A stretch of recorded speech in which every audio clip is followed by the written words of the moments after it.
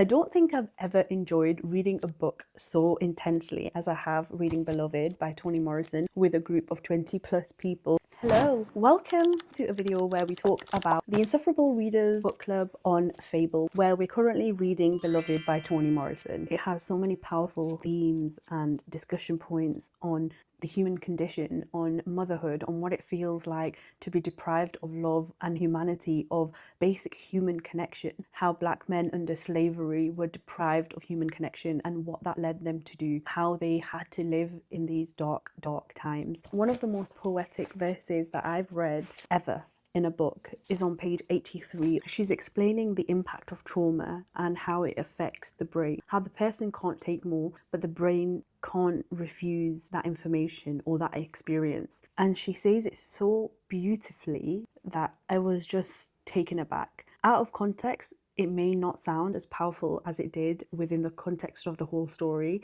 but I'm just going to read an extract for you. Resigned to her rebellious brain, why was there nothing it refused? No misery, no regret, no hateful picture too rotten to accept. Like a greedy child, it snatched up everything.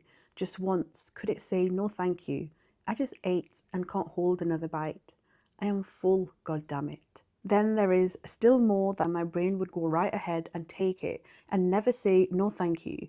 I don't want to know or have to remember that. I have other things to do. Worry, for example, about tomorrow, about Denver, about Beloved, about age and sickness, not to speak of love. But her brain was not interested in the future. Loaded with the past and hungry for more, it left her no room to imagine, let alone plan for the next day. Other people went crazy. Why couldn't she?